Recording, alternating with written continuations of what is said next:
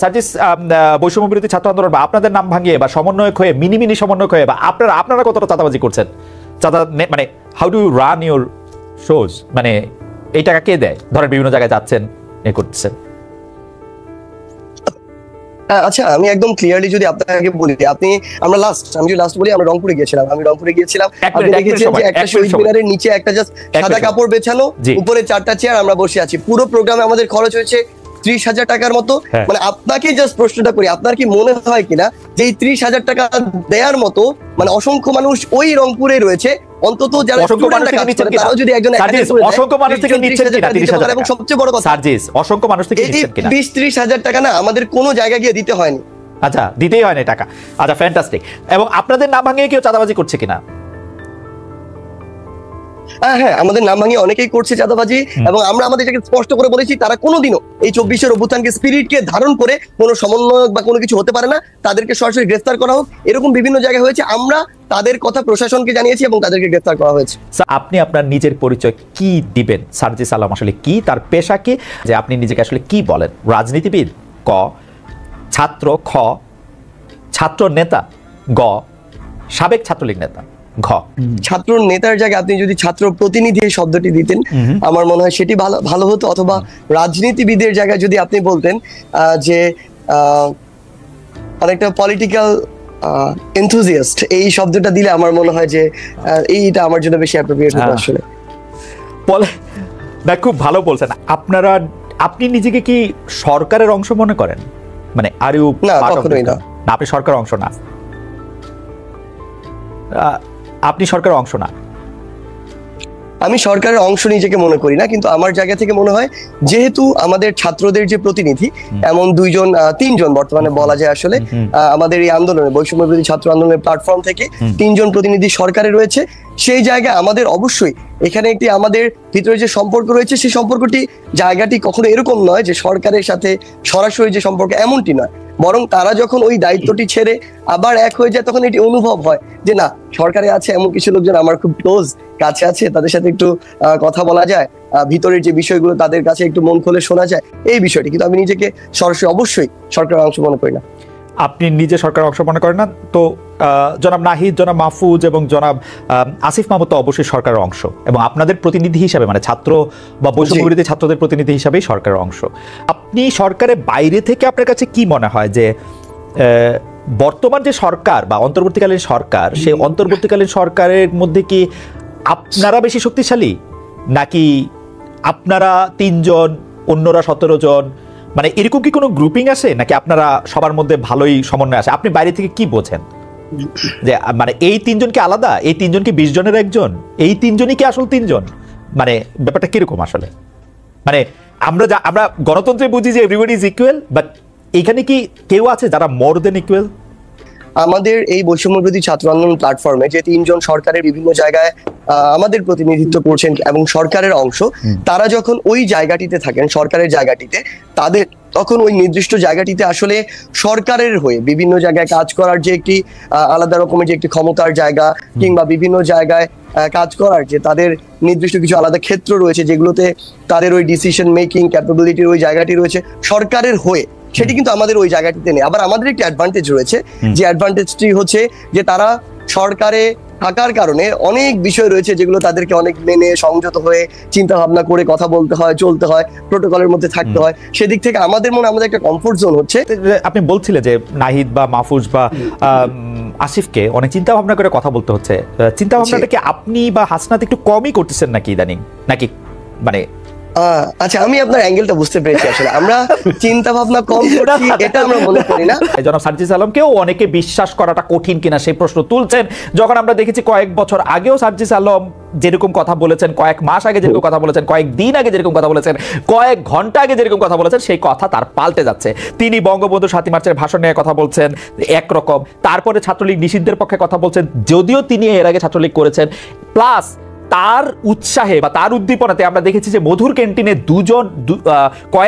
দুজন অন্তত সমন্বয়কের উপস্থিতিতে দুটি গরু নিয়ে গিয়ে ছাত্রলীগের সাবেক প্রেসিডেন্ট এবং সাধারণ সম্পাদক এসেছে, এরকম স্লোগান দেওয়া হচ্ছে এবং তিনি খুব এটা এনজয় করছেন। পুরো ব্যাপারটাই যদি আমাদের একটু বলেন জনাব সার্জিস আলম, মানে রাজনীতিটা আসলে এখন কি, মানে যে সব কাজ বাদ দিয়ে প্রেসিডেন্টকে সরাই দিতে হবে, আরেকজন সমন্বয়ক গিয়ে বলবেন যে বিচারকদেরকে চা খাইতে পাঠাইতে হবে, অথবা বাদ দিয়ে দিতে হবে, অথবা আপনি ছাত্রলীগ নিষিদ্ধ করতে হবে ক্যাম্পাসে, মানে সব দায়িত্ব আপনারা নিজেদের মাথায় নিতেছেন কিনা? প্রথম কথা হচ্ছে, সব দায়িত্ব আমরা নিজেদের মাথায় নিতেও পারবো না, সেটা নেওয়া সম্ভব না, এবং আমরা মনে করি যে এটা আসলে সমীচীন না।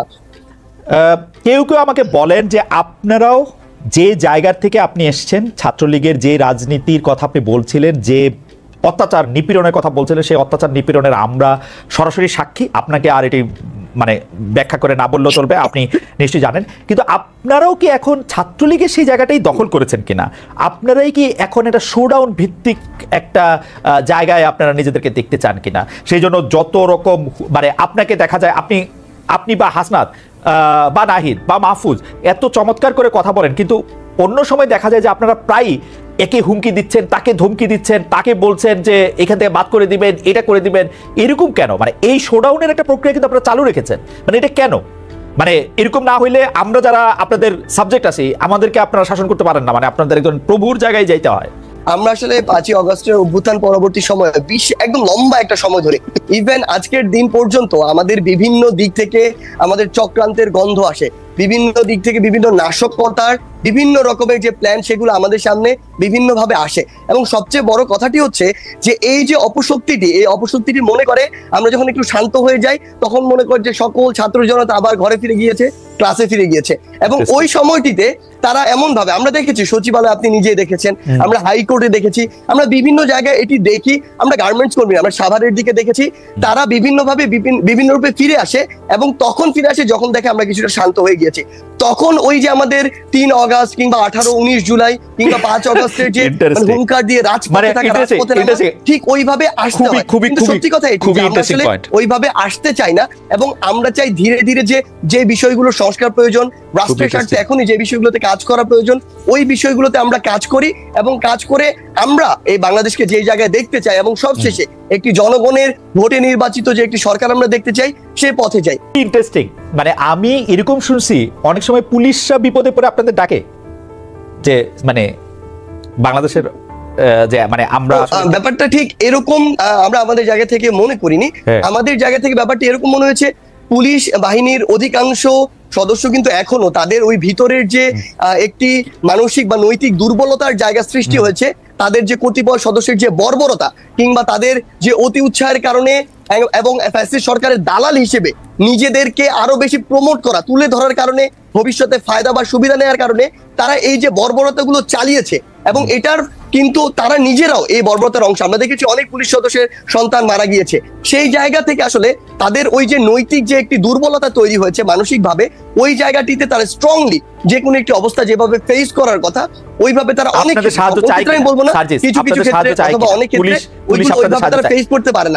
তখন যেটি হয় আসলে যে তাদের ক্ষেত্রে থেকে তখন যে জিনিসটি হয় যে আমরা যদি ওখানে কোনো একটি স্টুডেন্টদের অংশ থাকে, তাদের সাথে আমরা কথা বলার চেষ্টা করি, কিংবা আমাদের সরকার, অন্তর্বর্তীকালীন সরকারে যে আমাদের 2জন উপদেষ্টা এবং একজন আমাদের বিশেষ সহকারী রয়েছেন, তারা তাদের জায়গা থেকে কথা বলার চেষ্টা করে, নাগরিক সমাজের সাথে হোক কিংবা শিক্ষার্থীদের সাথে হোক।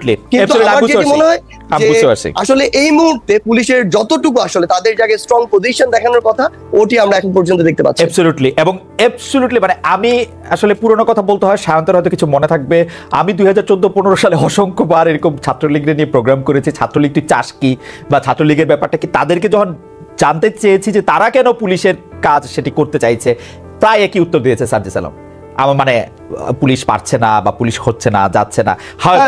আপনারা ছাত্রলীগ নিষিদ্ধ করছেন, আপনাদের দাবির মুখে ছাত্রলীগ নিষিদ্ধ হচ্ছে। ছাত্রলীগের নিষিদ্ধ ব্যাপারটা এই জায়গায় যাইতেছে যে কেউ কোনোদিন ছাত্রলীগ করছে, তারপরে এসে সে বিশেষ পরীক্ষা দিয়ে পাশ করছে, ভাইবা দিয়ে সুপারিশপ্রাপ্ত হচ্ছে, তারপরও তার চাকরি হবে না বা তাকে চাকরি থেকে চলে যেতে হবে। এইটা কি খুব ন্যায় বিচার বা বৈষম্য বিরোধী কোনো কিছু হচ্ছে? আপনি এখন বাংলাদেশে সরকারি চাকরিতে বা পুলিশে যেটা হয়েছে যে কেউ এসে বলতেছে যে আমি বিএনপি করতাম, এই জন্য আওয়ামী লীগ আমাকে 15 বছর পর মানে দেয় নাই, প্রমোশন দেয় নাই, তার বিরুদ্ধে যদি বিভিন্ন রকম ক্রিমিনাল কেসও থাকে, আপনারা তাকে প্রমোশন দিচ্ছেন ওয়ানলি বিকজ আপনাদের সুপারিশে আপনাদের সরকার সেটি করতেছে, ছাত্রলীগের ক্ষেত্রে এটা করতেছে, মানে আপনারা এই যে একটা উইয়ার দেশ সৃষ্টি করতেছেন, এটা কোথায় গিয়ে সেটা আসলে দাঁড়াবে? প্রথম কথা হচ্ছে, আপনিও যখন একদম সাধারণ সকল মানুষের মতো বলেন আপনারা, তখন এটা আসলে আমাদেরকে আবার ভাবা যে ও আচ্ছা আমরা আসলে কারা, আমরা কি এই মুহূর্তে আসলে আমলাতন্ত্রের কোনো বড় আমলা, নাকি আমরা কোনো মন্ত্রী, না কোনো উপদেষ্টা, না প্রধান উপদেষ্টা? ছাত্রলীগ নিষিদ্ধ হওয়ার পূর্বের কথা যদি বলি, ওই টাইমে পুরো সময়টিতে যে ছাত্রলীগ বিগত 16 বছর ধরে একটা আলাদা রকম তাদের নৈরাজ্য চালিয়েছে, সেই টাইমে আওয়ামী লীগ যখন ক্ষমতায় ছিল, তখন যদি তারা এটি বলতো যে কেউ একজন বিএনপি করে বা জামাত করে বলেই তাকে কোনো একটি পদে, পুলিশের পদে হোক, বিসিএস এর যে কোনো একটি জায়গায় হোক, তাকে নিয়োগ দেওয়া যাবে না, তার গেজেট বের হবে না, প্রকাশিত হবে না, এটি আমার জায়গা থেকে আমি কখনোই সমর্থন করি না, যদি না তার বিরুদ্ধে কোনো এরকম ফৌজদারি মামলা কিংবা অন্যায় অপরাধ এসবের কোনো তদন্ত সাপেক্ষে অভিযোগ এবং প্রমাণ থাকে। একইভাবে আমি আমার জায়গা থেকে মনে করি যে এই ছাত্রলীগ নিষিদ্ধ হওয়ার পূর্বের যে সময়টি ছিল, এই সময় বিগত 16 বছরে যারা ছাত্রলীগের বিভিন্ন জায়গায় কর্মী ছিল কিংবা পোস্টেড ছিল, তাদের মধ্যে কেউ যদি কোনো জায়গায় ক্ষমতার অপব্যবহার করে, অন্যায় করে, বিভিন্ন দলের কারো উপরে অত্যাচার করে, কিংবা তাদের জায়গা থেকে এই যে বিভিন্ন রকম অপশাসন দুঃশাসনের সরাসরি মাঠ পর্যায়ে সহযোগী হয়, কিংবা ওই যে রাজপথের লাঠিয়াল হিসেবে, হেলমেট বাহিনী হিসেবে ব্যবহার না হয়, যাদের এই ক্লিন ইমেজটি রয়েছে, এই অভিযোগগুলো যাদের বিরুদ্ধে নেই, তারা যদি তাদের মেধার ভিত্তিতে আসলে ওই বিভিন্ন পরীক্ষাগুলো উত্তীর্ণ হয়ে এসআই হোক কিংবা সিভিল সার্ভিস হোক কোন একটি জায়গায় যায়, তাদের ওই নিয়োগটি থাকা উচিত। আর আপনি কি খেয়াল করেছেন যে মানে একজন ছাত্রলীগ নেত্রী যিনি পরীক্ষা দিতে এসেছিলেন, তাকে আইন শৃঙ্খলা বাহিনীর সামনেই লাঞ্ছিত করেছেন কতগুলি, মানে আমরা খবরে পড়ছি তারা মহিলা দলের নেত্রী, আমরা খবরে পড়ছি ঢাকা বিশ্ববিদ্যালয়ে পরীক্ষা দিতে এসে ছাত্রলীগের 2 নেতা গ্রেফতার হয়েছেন, এগুলি কি আপনার চোখে পড়ছে? মানে এগুলিকে আপনি কেমনে দেখছেন? ভালো লাগছে আপনার?